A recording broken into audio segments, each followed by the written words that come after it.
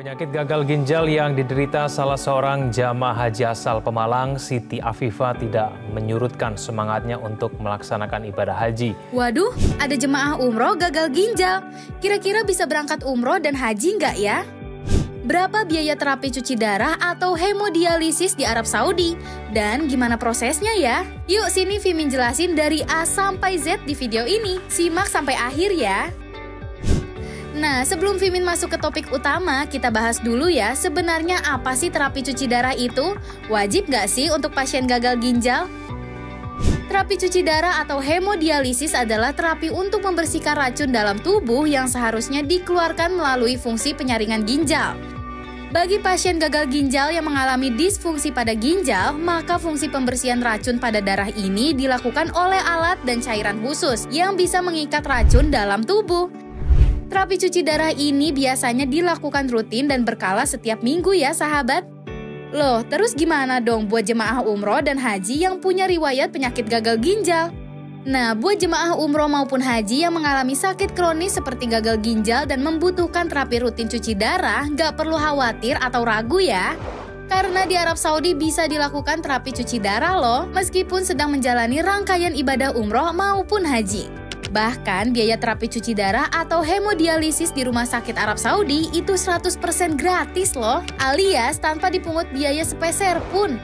Bukan cuma terapi cuci darah, Kemenkes Arab Saudi juga menyediakan layanan gratis untuk konsultasi medis, operasi besar, dan rawat inap untuk jemaah umroh dan jemaah haji. Karena biasanya terkait biaya asuransi jiwa, asuransi kecelakaan, dan asuransi kesehatan di Arab Saudi sudah dibayarkan satu paket dengan pembayaran visa. Nah, balik lagi nih sahabat, terapi cuci darah atau hemodialisis secara gratis ini berlaku di rumah sakit pemerintahan manapun di Arab Saudi, termasuk Mekah, Madinah, dan Jeddah.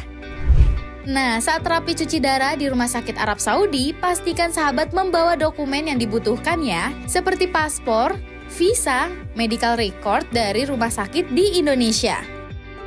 Bahkan di beberapa kasus jemaah haji, ada juga yang harus membawa hasil pemeriksaan HBsAg atau diagnosis hepatitis B, HIV, dan HPV sebelum melakukan terapi cuci darah.